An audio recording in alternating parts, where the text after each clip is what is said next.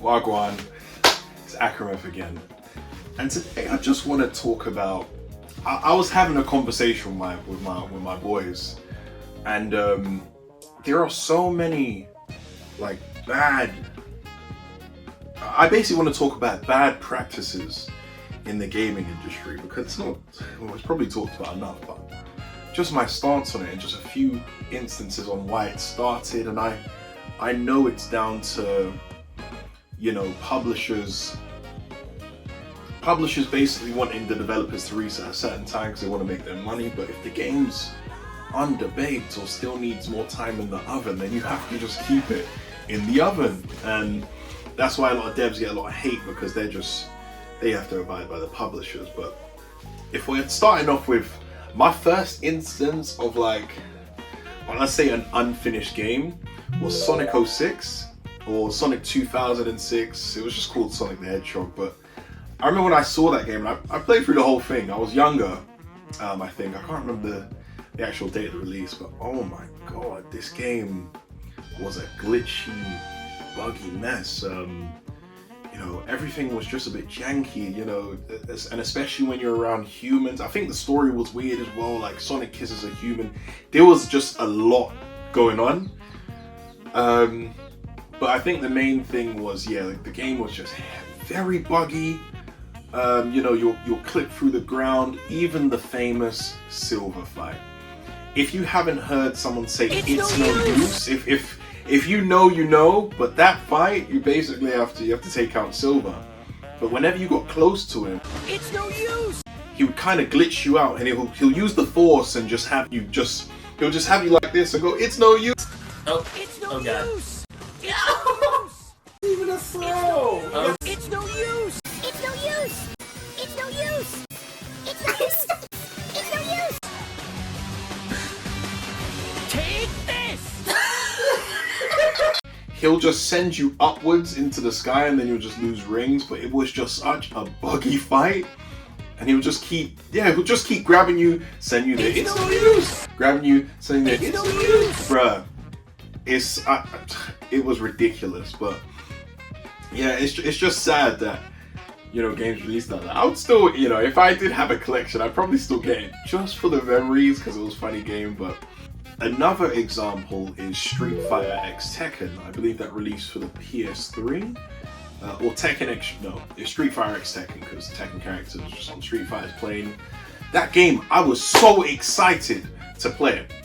Many people know I'm a Street Fighter fan, Third Strike and Alpha series, just stuff like that. I mainly spec'd into like Street Fighter 4, but I'm a Street Fighter fan and I'm a Tekken fan. So they merged the best of both worlds. The only thing is, I was met with a crazy surprise where when I booted up the character selection, I'm seeing, Jin, Kazuya, Ryu, Ken, it's lit, and then I went to pick Brian, because that's who I was using at the time. So it's like you'll load up the menu and all the characters are on the screen. That's meant to be in the game, but half of them are kind of blacked out around the outskirts of the character select. So you're trying to collect it. It says you can't pick this character yet. So what they did was they released the full game. The full game originally had all, Lars, Brian, all those characters. The roster already has the characters on the disc. I remember people going out of their way to jailbreak the game just so they could play the characters. But they later released an update just basically forcing you to pay for the DLC, even though the characters were already on the disc. It's just practices like that which is just crazy to me, man. You're coming from a roster of like Tekken 6. That was probably the biggest roster day one release that I've ever seen. That's why I love Tekken 6 so much. Another bad practice is DLC pricing. I know, companies, they have to make their money. DLC is just the bare standard now.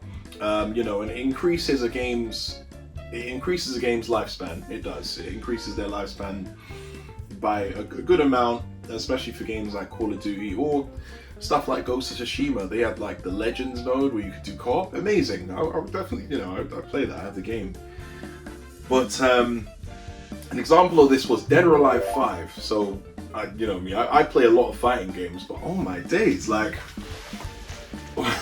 they had a lot of DLC, Like, I'm talking the most DLC for a fighting game, and it was that kind of game where if you know Dead or Alive, it's a roster of mainly girls. You can adjust the jiggle physics of breasts and stuff, bro. It was just crazy. But if you wanted this DLC, like, I believe they had a pack. Hold on, I'm gonna search it up real quick so I can get you the amount. It's no use! I remember I rang my boys on and I said, bro, you see the DLC price? Oh my lord, it's stuff like that, man, where it's just certain practices are just a bit slimy, man. I don't like it. For example, another example, and this game just came out recently, Sparking Zero. I've played the game. I used to play a lot of the Budokai Tenkaichi games, so I played Rage and Blast 2 primarily. That's where it started. I didn't have like the first Budokai games. I mainly started from that, and it's only recently that my boy Meek said, "Yo, bro, Sparking Zero is coming out. Let's play the original Tenkaichi 3," and the game feels good. All the hits feel perfect. Weighty hits. All the cinematics were amazing. It's a game where they put a lot of attention to detail. I booted up Sparking Zero and I was playing it yesterday with my boys, and my days, it feels like the game's 70% done. It could have definitely had some time in the oven, but again, publishers want it released at a certain time. Developers just have to abide by it. They have things like, in the original, there was no unblockable supers. Like, in games, if you have something that's unblockable, unless you're playing a Dark Souls game, that's the only time it should really be acceptable. If a boss does something like unblockable, you just have to get good and dodge it. But yeah, there's unblockable ultimates or supers. It has such a weird menu. Like, it's cool. When you go into the game, it looks amazing. You have Goku, Chi-Chi, everyone's just chilling.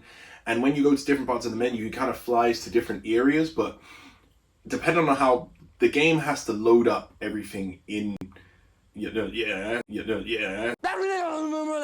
the renders and stuff, it has to load it up. So kind of Goku kind of flies off and it will go like white or something and it will land. But if you keep cycling between, there's like lag on the menu, and it has a weird user interface. The UI for the game looks like, when you go to the character select, like when you play a traditional fighting game, it has, that it's the versus screen, you select your characters, and that you're playing something. We went to do a versus match with my boys, and we went to the versus. I was like, oh, what is this? Is this character creation? You know what character creation looks like games, they have them at the side, and they'll have the characters just stand to the right, or your main character, and you can customize them. They have, in the original, when you go, let's say I want to pick Goku. When you pick Goku in Budokai Tenkaichi, it will show all of his versions, or like Goku early, mid, Goku mid, Super Saiyan 1, Super Saiyan 2, etc., etc. Now with this, they said, nah, base Goku, Super Saiyan 2, Super Saiyan 3, Gogeta, or Super Saiyan God, Super Saiyan, like they have them just all laid out. It just looks a mess. It just doesn't feel like an official fighting game. It's not a fighting game menu. The last thing I'll go over is the stage situation. So when we watched the original director, so I believe one of the creators for the game, or the director, said that due to the graphics engine, if you want to play online and stuff, yeah, you can access all of the stages. I think there's like 12 stages in the game or something like that. But if you do local couch co-op or local couch play, you want to verse your friends, like the original Budokai Tenkaichi experience. You fight your friends, any fighting game, you want to play with friends. They said, yeah, if you want to fight your friends, that's fine. But due to the graphics engine of the game, you can only play hyperbolic time chamber. That is the most boring stage you can play, and it's just a white space essentially. But because of the graphics, they couldn't do it. But I guarantee you, there will be an update, maybe the next few months, will that eventually add the stages, because they have to make up for the time that they didn't have to fix that issue. It's just stuff like that, where you're playing a fighting game, being forced to play one stage until 2024 is crazy to me.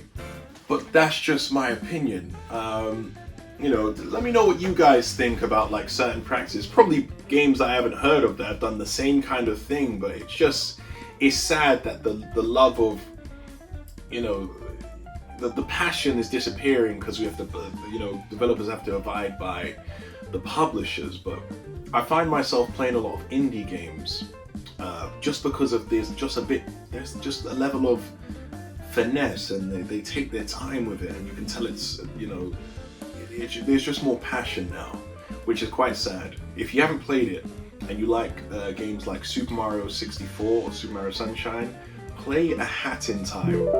If you've played those games, it is like a love letter to Mario fans or platforming fans alike, but it's just my opinion.